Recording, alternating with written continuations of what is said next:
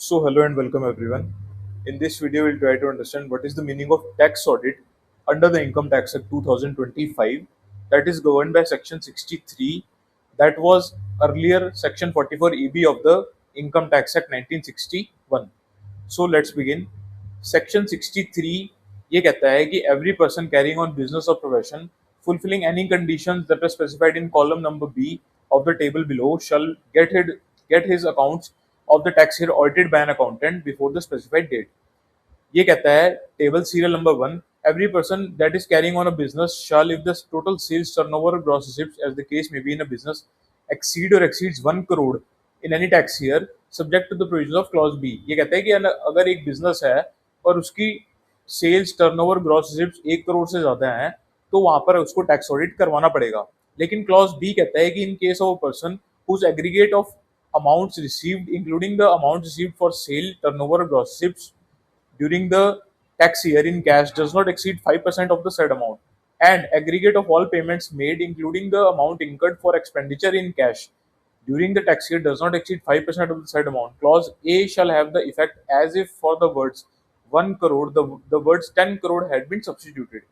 यानी कि अगर कैश के अंदर जो हम रिसीव कर रहे हैं including receipt for sales, cash के अंदर हम कोई भी रिसिप्ट कर रहे हैं वो हमारी टोटल रिसिप्ट की 5% से ज्यादा नहीं है एंड कैश में जो पेमेंट कर रहे हैं इंक्लूडिंग एक्सपेंडिचर वो हमारा 5% से ज्यादा नहीं है टोटल पेमेंट्स का.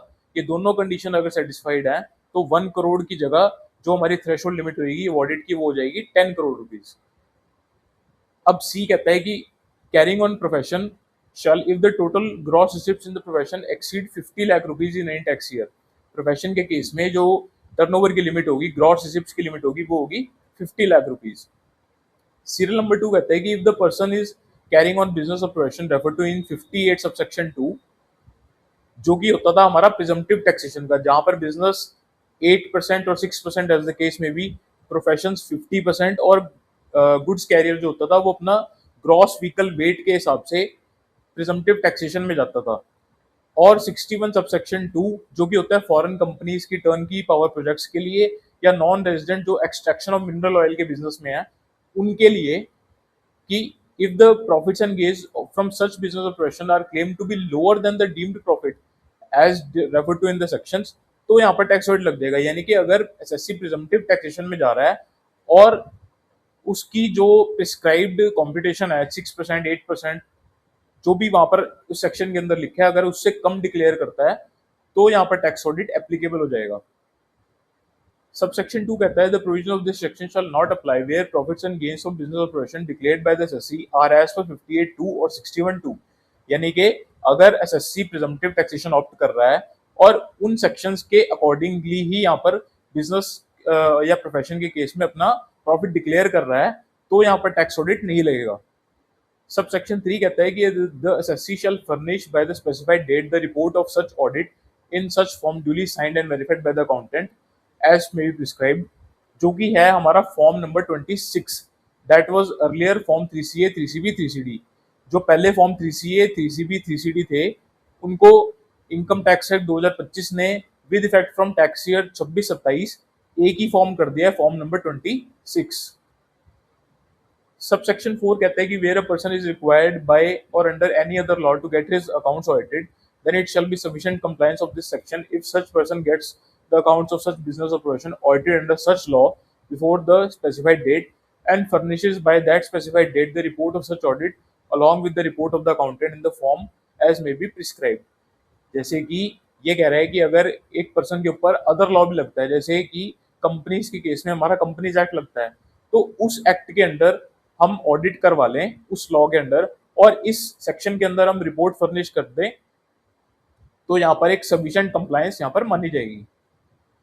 For the purpose of this section specified date in relation to the accounts of the assessee of the tax year means date 1 month prior to the due date of furnishing the return of income under 263(1). ये कह रहा है कि tax audit report की जो date है वो क्या होगी वो होगी 1 month prior to the date of furnishing ITR under 263(1). 263 subsection 1 कहता है कि ऑडिट के केस में जो रिटर्न ऑफ इनकम है वो जानी चाहिए 31 अक्टूबर तक. तो उससे एक महीने पहले हमारा हो गया 30 सितंबर। तो टैक्स ऑडिट रिपोर्ट की जो लास्ट डेट है वो है 30 सितंबर। अब हम एक समरी के थ्रू समझते हैं कि प्रिजम्पटिव टैक्सेशन में और ऑडिट के बीच में क्या डिफरेंस होता है।